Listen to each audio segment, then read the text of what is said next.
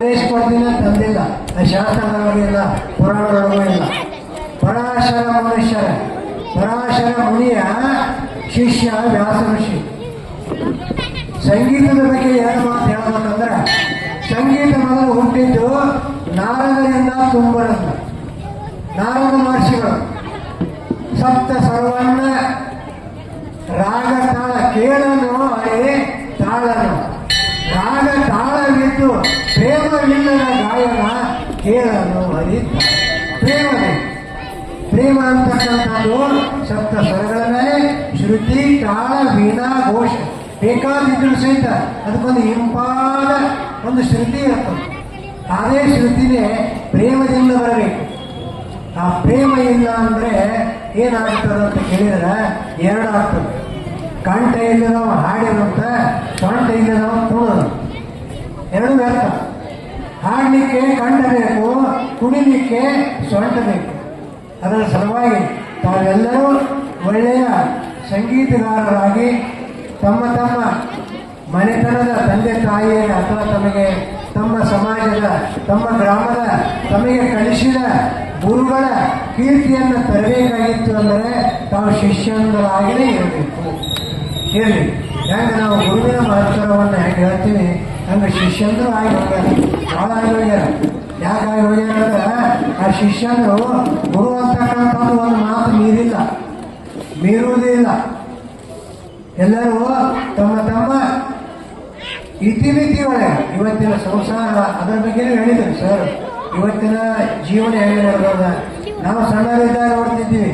ಕೋಟೆ ಗ್ರಾಮಿ ನನಗೆ ಗೊತ್ತದ.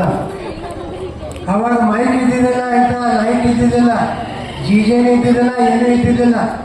ಜಮಖಂಡಿ ಅಪ್ಪಲ ತಕ್ಕಳಿಕೆ ವಿಠಲ ಇವರ ಪಾಳ್ಯಾಕ ತರಿಸ್ತಿದ್ರು. ಅವಾಗ ನಮ್ಮ ಊರಿನ ಹಿರಿಯರು ಮೈಕ್ ಇಲ್ಲದೆ ಬೆಳತನಕ ಆಟ ಮಾಡ್ತಿದ್ರು. ಎಷ್ಟು ಅವ್ರ ಕಟ್ಟು ಜೋರಿತ್ತು, ಎಷ್ಟು ಇಂಪಾಗಿತ್ತು. ಈಗ ನಾವು ಮೈಕ್ ಕೊಟ್ಟರು ಸಾಲಿಗೆ ಬರುವುದು. ಇನ್ನು ಸರಿಗಮ ಪದನಿಸ ಅಂತ ದೂರ ಹೋಗುತ್ತೆ. ಎಲ್ಲರೂ ಡಾಕ್ಟರ್ನ, ಇಂಜಿನಿಯರ್ನ, ವಕೀಲನ್ನ ಮಾಡ್ಬೇಕಂತ ಅಪೇಕ್ಷೆ ಪಟ್ಟಾರ. ಆದರೆ ಸಂಗೀತಗಾರರನ್ನಾಗಿ, ವಿದ್ಯಾವಂತರನ್ನಾಗಿ ಹೇಳಿದ್ರು ಸರ್. ಹೋದಾಗ ಆನಂದ ಕೊಡುವಂಥದ್ದು ಒಂದೇ ವಸ್ತು ಯಾವುದಂದ್ರೆ ಸಂಗೀತ. ಅದನ್ನು ಬಿಟ್ಟು ಮತ್ತೊಂದಿಲ್ಲ. ಬೇಕಾದ 500 ಲಕ್ಷ ರೂಪಾಯಿ ಇದ್ರು ಸಹಿತ ಅದರಿಂದ ಆನಂದ ಸಿಗಂಗಿಲ್ಲ. ಸಂಗೀತ ಸಿಗಬೇಕಾಗಿತ್ತಂದ್ರೆ ನಮ್ಮ ಗುರುಗಳ, ಇವ್ರು ಹೆಂಗೆ ಗುರುಗಳಾಗಿ ಹೋಗ್ಯಾರಲ್ಲ, ಗುರು ಅಂತಕ್ಕಂಥದ್ದು ನಮ್ಮಲ್ಲಿ ಶ್ರದ್ಧಾ ಬೇಕು. ಶಿಷ್ಯನಾದ ಆಗಿನೇ ಅಂತ ಹೇಳ್ಕೊಂಡು ನಮ್ಮಲ್ಲಿ ನೇಮ ಬೇಕು. ಒಂದು ಮಠಕ್ಕೆ ಹೋದ್ರೆ ನಮಗೆ ಪ್ರತ್ಯಕ್ಷ ಅನುಭವ, ನಾನು ಸತ್ಯವಂತನಾಗಿದ್ದರೆ ಗುರುಗಳು ನಮಗೆ ದರ್ಶನ ಕೊಡ್ತಾರೆ ಅಂತ ಹೇಳ್ಕೊಂಡು ನಾವು ಕೂತಿದ್ದೀವಿ. ಗುರುಗಳು ನಮಗೆ ಬಂದು ದರ್ಶನ ಕೊಟ್ಟರು. 24 ತಾಸು ಮನೆ ಹಾಕಿದ್ರು. ಏನು ಗುರುಗಳ ಎಲ್ಲರೂ ಬಂದಾರ, ನಾವು ಇದನ್ನು ಮಠಕ್ಕೆ ಹೋಗ್ಬಾರ್ದು ನಡಿ ಅಂದ್ರೆ ಗುರುಗಳು ಸಿಗಂಗಿಲ್ಲ. ನಮ್ಮಲ್ಲಿ ಏನು ಬೇಕು? ಶ್ರದ್ಧಾ ಬೇಕು.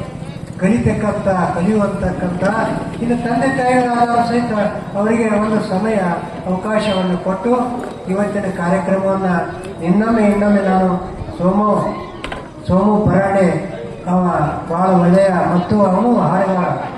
ಇದೆಲ್ಲ ಯಾರು ಮುಂದಾಗಿ ಕೆಲಸ ಮಾಡ್ತಾರೆ ಅವ್ರು ಕೊಡ್ಬೇಕಂದ್ರೆ ಜವಾಬ್ದಾರಿ ಅವ್ರ ಮೇಲೆ ಭಾಳ ಹೋಗ್ತಾರೆ. ನಮಗೆ ಇಲ್ಲಿ ಇದ್ದಂಥವ್ರಿಗೆ ಯಾರಿಗೂ ಪರಿಚಯ ಇಲ್ಲ. ನಾನು ಮಾತಾಡ್ತೀನಿ, ಅವರು ಮಾತಾಡೋರು ಬೇಕಾದಷ್ಟು ಸಿಗ್ತಾರೆ. ಆದರೆ ಸಂಗೀತ ಹೇಳಂಥವ್ರು, ಸಂಗೀತವನ್ನು ಕೇಳಲಿಕ್ಕೆ ಬಂತವರು ನಾವು ತಮಗೆ ತೊಂದರೆ ಮಾಡಲಿಲ್ಲ ಅಂತ ಅನ್ಕೋತೀನಿ. ಮಾಡಿದರೂ ಸಹಿತ ಅದನ್ನು ನೀವು ಮಾನ್ಯ ಮಾಡಿರಿ. ಇನ್ನು ಮೇಲೆ ಮಕ್ಕಳ ಸಂಗೀತಕ್ಕೆ ಬಹಳಷ್ಟು ಮಟ್ಟಿಗೆ ಸಮಯವನ್ನು ಮೀಸಲಾಗಿರ್ತಿದ್ದು ಮತ್ತು ಇನ್ನು ಸ್ವಲ್ಪ ಸಮಯದೊಳಗಡೆ ಸಾಯಂಕಾಲದ ಸ್ವಲ್ಪ ಅಲ್ಪೋಪಹಾರ ಅಥವಾ ಏನು ಇರಬೇಕು ಅದನ್ನು ಸಹಿತ ಸ್ವಲ್ಪ ಸ್ವೀಕಾರ ಮಾಡಿಕೊಂಡು ಮಕ್ಕಳೇ ನಮ್ಮ ಸಂಗೀತವೇ ನಮ್ಮ ಮಕ್ಕಳು ಒಳ್ಳೆಯದಾಗಿರ್ತಕ್ಕಂಥದ್ದೇ ನಾವು ಹೇಳ್ಕೊಂಡು ನಮ್ಮ ಗುರುಗಳಿಗೆ ನಮಸ್ಕಾರವನ್ನು ಮಾಡ್ತಾ ಎತ್ತಿಗಳಿಗೇ ಅಥವಾ ಮಾಡ್ಕೊಳ್ಳುವಾಗ ಗುರುವೇ, ಅದಕ್ಕೆ ಹೇಳಿದ್ರು, ಎಲ್ಲರೂ ಹೇಳ್ತಾರೆ ಗುರುವಿನ ಗುಲಾಮರಾಗದ ತನಕ ದೊರೆಯದನ್ನ ಮುಕ್ತಿ ಬೇಡ. ಮುಕ್ತಿನ ನಾಯಕ ಇಲ್ಲ, ಮುಕ್ತಿ ಹಾಗೆ ಸಿಗಂಗಿಲ್ಲ. ಮುಕ್ತಿ ಹಾಗೆ ಸಿಗಂಗಿಲ್ಲ. ನಾವು ಗುಲಾಮ ಅಂತ ಅನ್ಸ್ಕೋಬೇಕು. ಗುಲಾಮ ಅಂದ್ರೆ ಸಿಗಬೇಕು. ಆ ಗುರುವಿನ 12 ರೀತಿಯಿಂದ ನಾವು ಸೇವಾ ಮಾಡಿದಾಗ ಸಿಗ್ತದೆ.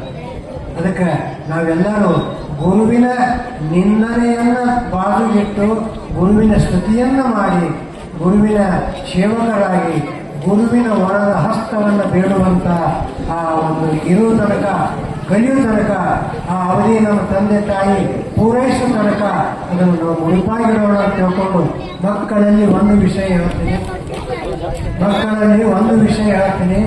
ಮಕ್ಕಳ ಮನಸ್ಸು ಬಹಳ ವಿಚಿತ್ರ. ನಾವು 35-36 ವರ್ಷ ನೌಕರಿ ಮಾಡಿದ್ದೀವಿ. ನಾವು ಮಕ್ಕಳಿಗತ್ತೆ ಆಗಿ ಕಲ್ತೀವಂದ್ರೆ ನಮ್ಮ ತೊಡಿ ಮೇಲೆ ಕೂಡ್ತಾವ. ಮಾಸ್ತರಿಗತ್ತೆ ಆಗಿ ಕೂತಾರೆ ಬರಂಗಿಲ್ಲ ಮಂದಿಗೆ. ಮಕ್ಕಳಿಗಿಂತ ಮಗುವಾಗಿ ನಾವು ಶಿಕ್ಷಕರಾದವರು ಮಕ್ಕಳಿಗೆ ಬರೋಣ. ಅವ್ರು ತಮಗೆ ಬಹಳಷ್ಟು ಅನ್ಕೊಳ್ಳೋದ. ಇದಕ್ಕೆ ಸಾಕ್ಷಿ ಅಂದ್ರೆ ಈ ಒಂದು 20, 25, 32 ಊರಿಗೆ ಅವರು ಶಿಕ್ಷಕರಾಗಿ ಗುರುಗಳಾಗಿ ಹೊಂಟಾರ.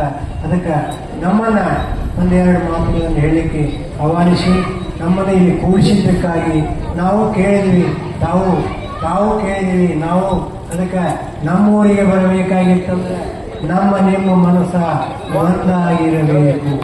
ಅದನ್ನೇ ನಾನು ಹೇಳ್ತಾ ನಮ್ಮ ಮನಸ್ಸನ್ನು ಅದೇ ಅದ, ಇನ್ನು ಕಾರ್ಯಕ್ರಮ ಮಾಡೋದ್ರೊಳಗೆ ಇದು ಬೇಕೇ. ಯಾವುದು ಬೇಕು? ಈಗೇನು ಮಾಡಿದ್ವಿಲ್ಲ ಇದು ಬೇಕು. ಇದಿಲ್ಲದೆ ಕಾರ್ಯಕ್ರಮ ಆಗಲಿಕ್ಕೆ ಶಕ್ಯ ಇಲ್ಲ. ಯಾಕಂದ್ರೆ ಸಹಾಯ ಸಹಕಾರ ಅಂತಕ್ಕಂಥದ್ದು ಕಾರ್ಯಕ್ರಮಕ್ಕೆ ಮೂಡಿರ್ತದೆ. ಆದ ಕಾರಣ ಇನ್ನೊಮ್ಮೆ ಈ ಕಾರ್ಯಕ್ರಮ ನಿರೂಪಣ ಅಥವಾ ಮುಂದಾಗಿ ಬಂದು ಮಾಡಿದಂಥ ನಮ್ಮ ಊರಿಗೆ ತಾವು ಎಲ್ಲರೂ ಏನು ಪರಸ್ಪರದಿಂದ ಬಂದಿರಿ, ತಮಗೆ ಇನ್ನೊಮ್ಮೆ ನಮಸ್ಕಾರಗಳನ್ನು ನಮ್ಮ ಊರು ವತಿಯಿಂದ ಹೇಳ್ತಾ ತಮಗೆ ಧನ್ಯವಾದಗಳನ್ನು ಅರ್ಪಿಸಿ ನನ್ನ ಮಾತುಗಳನ್ನು